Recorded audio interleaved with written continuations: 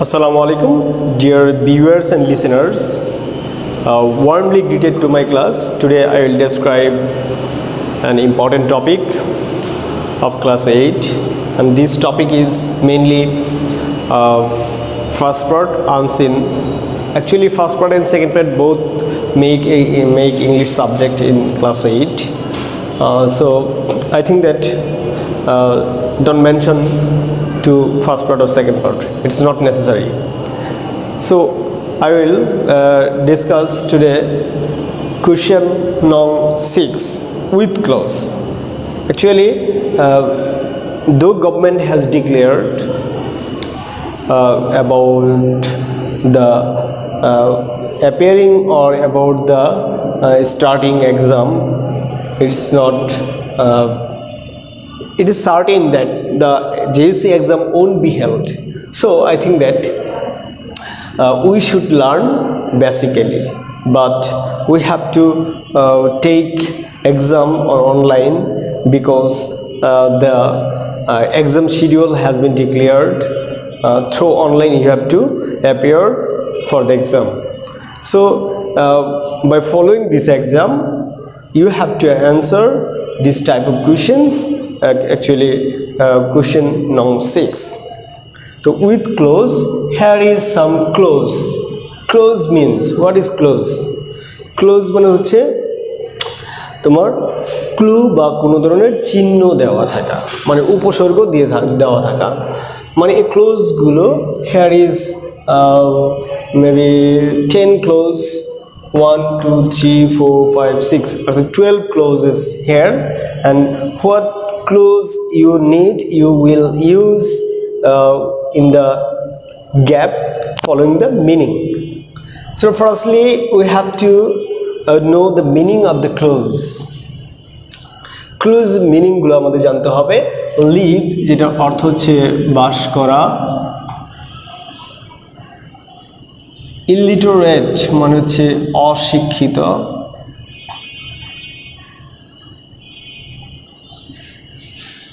Native এটা নিজস্ব,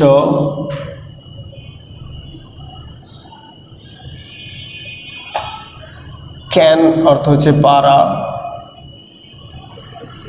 vacation অর্থ হচ্ছে ছুটি বা অবকাশ, ফ্লাড মানে হচ্ছে বন্যা, অফ অর্থ হচ্ছে এর, ইন অর্থ হচ্ছে, এখানে আসলে ইনের অর্থটা ইউজ হয় না, ইন মানে ভিতরে বোঝায়।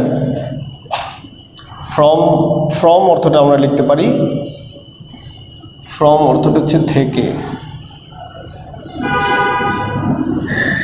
অ্যাজ মানে যেহেতু এক্ষেত্রে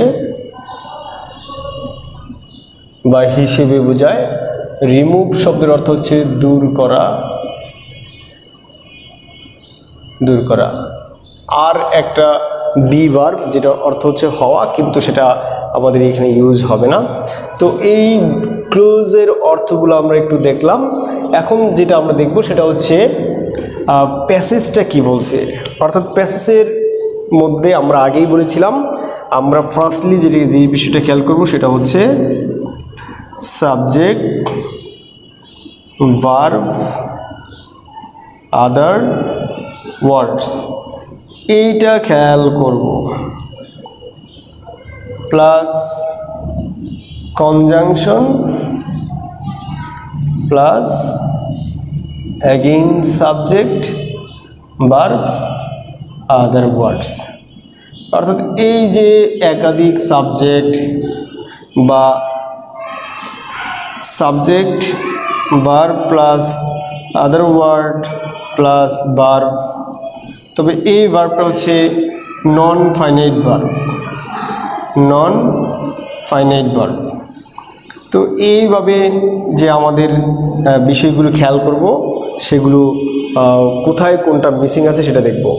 এখন আদার ওয়ার্ডসের মধ্যে অ্যাডভার্ব হয়, আবার নাউন হবে, প্রনাউন হবে, অ্যাডজেক্টিভ হতে পারে। তো এইভাবে এখন অ্যাডভার্ব এটাও একটা গুরুত্বপূর্ণ বিষয়। অ্যাডভার্ব এর অবস্থানটা জানা জরুরি।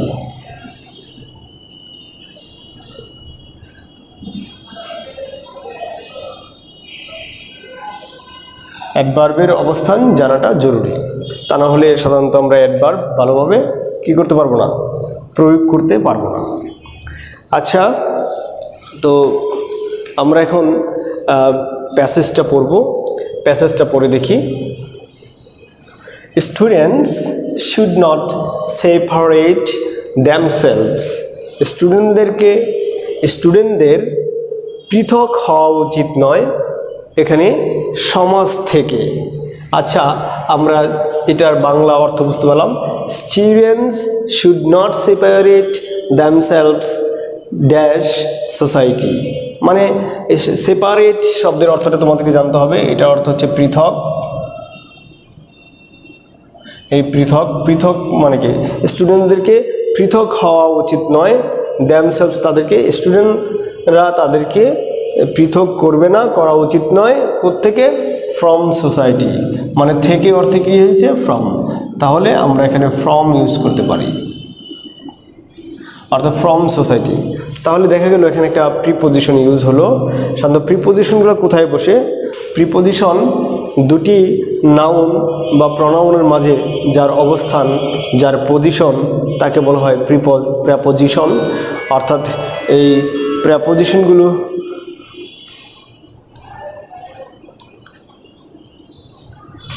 তো এই প্রেপোজিশনগুলো তোমার প্রত্যেকটার ভিন্ন ভিন্ন ইউজ আছে। তো ফ্রম মানে থেকে বা কোনো কিছু পৃথক হওয়া থেকে বোঝানো হয় এই ফ্রম।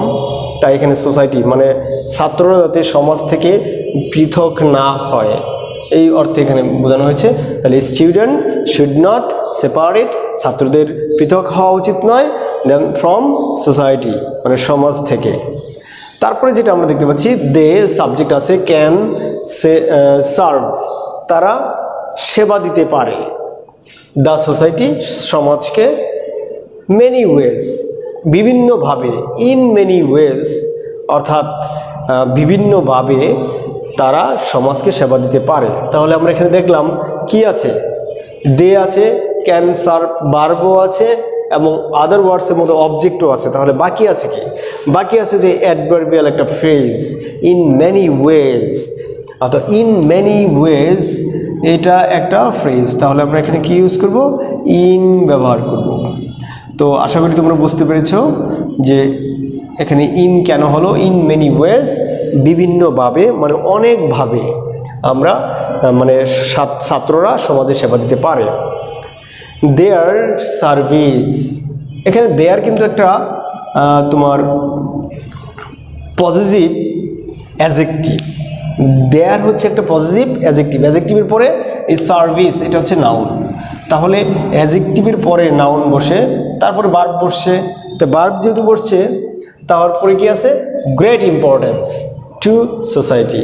তাহলে আমরা এখানে গ্রেট একটা অ্যাডজেক্টিভ, ইম্পর্টেন্স একটা নাউন, টু সোসাইটি মানে তাহলে আমরা ভার্বের সাথে এই অংশটুকু কানেক্ট করার জন্য ইজ অফ ইউজ করব। অফ গ্রেট একটা প্রিপোজিশন ইউজ করব আমরা, যেটা of great importance two society, সমাজে এর গুরুত্ব অনেক। দেয়ার service is of great importance two society, অর্থাৎ সমাজে এর গুরুত্ব অনেক বেশি। ডিউরিং, এই ডিউরিংটা হচ্ছে একটা প্রিপোজিশন যেটার অর্থ একটা পর্যায় বা একটা কাল বোঝায়, একটা নির্ধারিত সময় বোঝায়।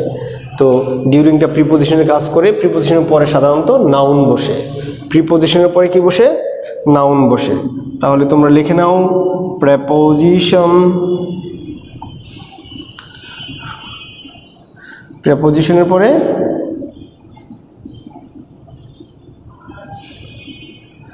নাউন বসে। এখন প্রেপোজিশনের পরে ভার্বও বসতে পারে, সেক্ষেত্রে ভার্বকে জিরান করতে হবে আইনজি যোগ করে। তবে ম্যাক্সিমাম ক্ষেত্রে নাউন বসে। অনেক সময় আমরা ইনফিনিটিভও ইউজ করি, যেমন টু গো, টু এর পরে ভার্বের বেস ফর্ম বসে, টু ডু বা টু গো, এটাও। তবে এই প্রিপোজিশনটা ভিন্ন। আর এমনিতে সাধারণত নর্মাল প্রিপোজিশনের পরে নাউন বসে, আর যদি সেটা ভার্ব হয় তাহলে ভার্বের সাথে আইএনজি যোগ করে জিরান্ড হয়। অর্থাৎ জিরান্ডও কিন্তু একটা নাউনের মধ্যেই পড়ে যায়।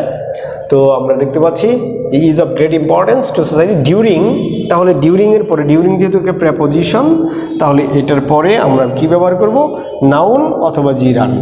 যেহেতু নাউন আছে, নাউন আমাদের কি ডিউরিং ভ্যাকেশন মানে ছুটির সময় বা অবকাশের সময় আমরা কি করতে পারি, ছাত্ররা কি করতে পারে বলো তো, ছাত্ররা তোমরা কি করতে পারো?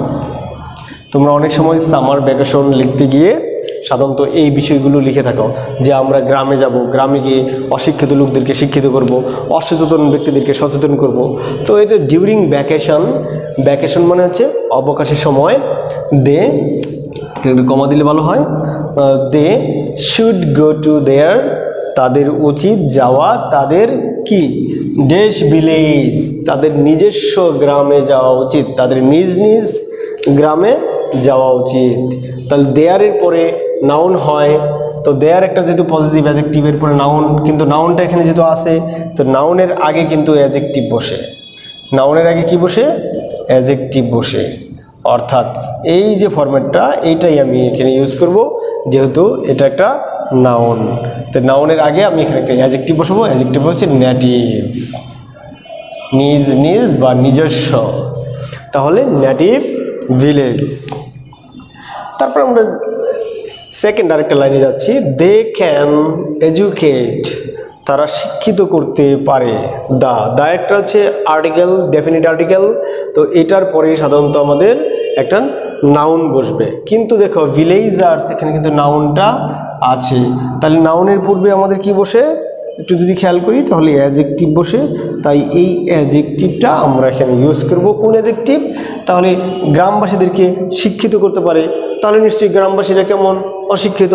তাহলে গ্রামবাসীর একটা বৈশিষ্ট্য হচ্ছে ইললিটারেট, তাহলে ইললিটারেট কি এখানে আছে ইললিটারেট, তাহলে আমরা এখানে ইললিটারেট ইউজ করব। তাহলে they can educate the illiterate villagers, তারা অশিক্ষিত গ্রামবাসীদেরকে শিক্ষিত করতে পারে। আবারও ডিউরিং এর ইউজ হয়েছে, তো ডিউরিংটা হচ্ছে কি একটা প্রিপোজিশন, তারপরে ডিউরিং আ ফ্লাড, মানে সাধারণত এখানে ডিউরিং ব্যবহার করার কারণ হচ্ছে এখানে ফ্লাড যে একটা দীর্ঘমেয়াদী থাকে, মানে একটা সময় নিয়ে ফ্লাডটা আসলে থাকে। কারণ আমরা এই recently we are facing acute problem for flood in most of the areas of our country, তো most of the areas are flooded। তো এই জন্য ডিউরিং শব্দটা হচ্ছে একটা নির্দিষ্ট মানে একটা ব্যাপ্তি বা সময়কাল ধরে বোঝায়, তাই এখানে ডিউরিং বলেছে। ডিউরিং আ ফ্লাড দে, তারা বলতে কাদেরকে বোঝানো হয়েছে, the students, they dash remove the sufferings of the dash affected people. তাহলে আমরা দিতে পারি যে দে ক্যান, যেহেতু এখানে ভার্বের বেস ফর্ম আছে, এটা কি ভার্বের বেস ফর্ম, তাহলে তোমাদেরকে বুঝতে হবে ভার্বের বেস ফর্ম যদি থাকে এর আগে মডাল ভার্ব বসবে। তাহলে এই নিয়মটা তোমাদের জন্য গুরুত্বপূর্ণ যে মডাল ভার্বের পরে ভার্বের বেস ফর্ম হয়, ঠিক আছে। অনেক বই দেওয়া আছে মডাল ভার্বের পরে ভার্বের প্রেজেন্ট ফর্ম হয়, তোমরা আজ থেকে সেটা ভুলে যাও। প্রেজেন্ট ফর্ম আর বেস ফর্ম দেখতে একই রকম, কিন্তু এর ব্যবহার ভিন্ন। তো তাই আমরা একই রকম দেখতে গেলেও এটাকে বেস ফর্ম বলবো। তো মডাল ভার্ব এবং মডাল ভার্বের পরে বেস ফর্ম হয়, তাহলে যেহেতু এখানে বেস ফর্ম আছে, যদি এটা থাকে তাহলে আমরা এটা বসাবো। আর এটা কি বসাবো দেখি, আমার বক্সে কি আছে, বক্সে ক্যান আছে, তাহলে দে ক্যান রিমুভ, তারা দূর করতে পারে, দ্য সাফারিংস, দুঃখ কষ্ট, অফ দ্য কি, অফ দ্য মানে কাদের সাফারিংস, যারা ফ্লাডে পড়েছে, বন্যা দুর্গত, তাহলে বন্যা দুর্গত ব্যক্তিদের, তাহলে অ্যাফেক্টেড পিপল, তাহলে কি অ্যাফেক্টেড, দ্য ফ্লাড অ্যাফেক্টেড। দেখো এটা একটা কম্পাউন্ড অ্যাডজেক্টিভ ইউজ হলো, ফ্লাড অ্যাফেক্টেড, বন্যা দুর্গত। এখন এফেক্ট শব্দটা দেখি আমাদের একটু আলোচনা রাখি এখানে। এফেক্ট আর একটা হচ্ছে ইফেক্ট, এই দুইটার মধ্যে পার্থক্য কি? এটা হচ্ছে ভার্ব, যেটা অর্থ হচ্ছে প্রভাবিত করে, আর এটা হচ্ছে প্রভাব, মানে এটা হচ্ছে নাউন। তাহলে একটা নাউন আর একটা হচ্ছে ভার্ব। এখানে ভার্বটা ইউজ হয়েছে ভার্বের B3 রূপে, মানে পাস্ট পার্টিসিপল ফর্ম রূপে। কারণ আমরা জানি পাস্ট পার্টিসিপল ফর্ম এক ধরনের অ্যাডজেক্টিভ। ভার্বের পাস্ট পার্টিসিপল ফর্ম কি? এক ধরনের অ্যাডজেক্টিভ। তো এটাও আমাদের জানা থাকতে হবে।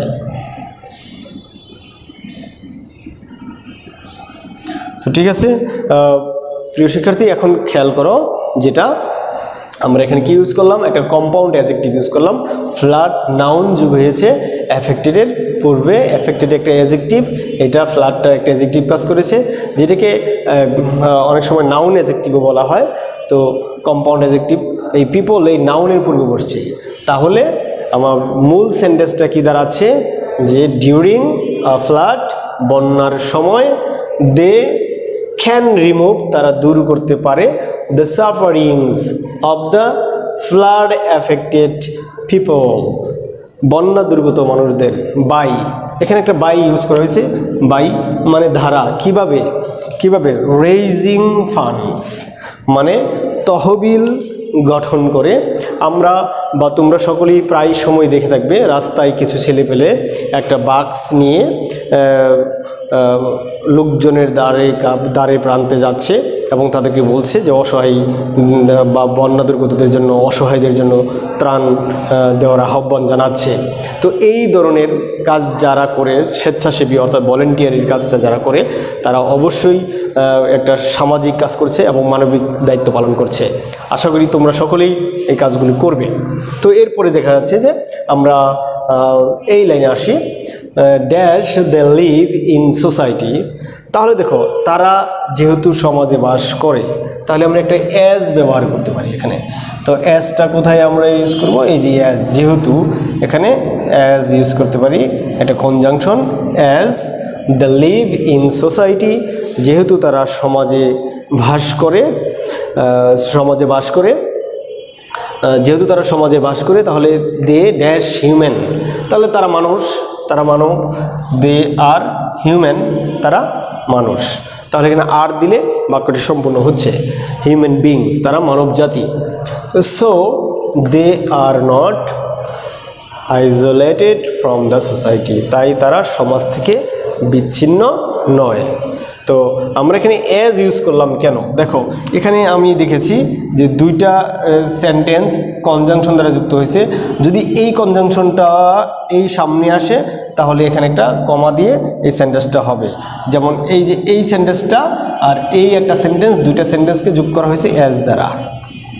এটা একটা কনজাংশন, সাবঅর্ডিনেট কনজাংশন। তোমরা যখন 9-এ উঠবে তখন বুঝতে পারবে যে কনজাংশন কি।